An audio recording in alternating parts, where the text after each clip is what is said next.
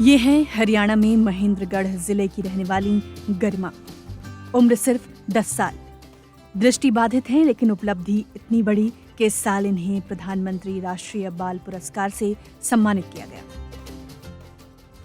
22 जनवरी को देश की राष्ट्रपति द्रौपदी मुर्मू ने गरिमा को ये अवार्ड दिया।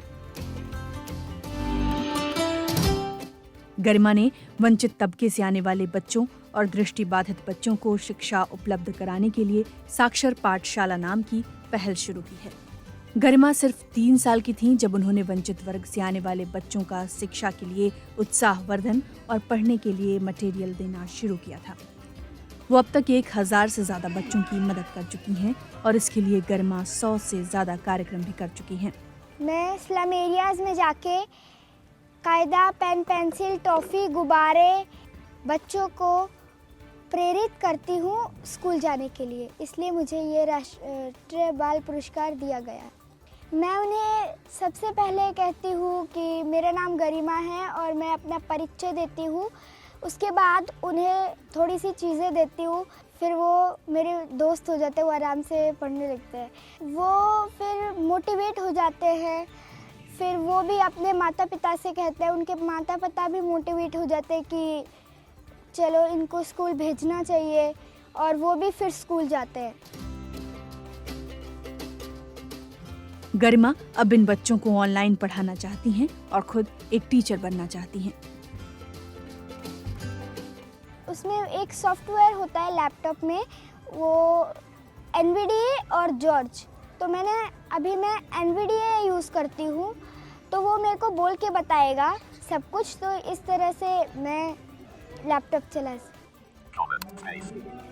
मेरे पापा वो टीचर है अभी, तो मुझे भी लगता है मैं भी बच्चों को टीचर बनूं, क्योंकि मेरे को टीचर बनना बहुत अच्छा लगता है। गरिमा की मां ने वो किस्सा बताया जिसने गरिमा को ऐसा करने के लिए प्रेरित किया। एक्चुअली एक दिन जब हमारे घर में ये जैसे मांगने आते हैं लोग, तो ऐसे ही एक लेडीज आई थी, उसके साथ में बच्ची थी। तो जैसे वो आई तो इसने, ये तब 3 साल की थी, तब बैठे हुए ये भी खेल रही थी। इसने पूछा कि मम्मी कौन है, तो हमने बताया कि ऐसे ऐसे लोग हैं जो भीख मांगते हैं, उनके साथ में एक बच्ची है, वो रो रही है।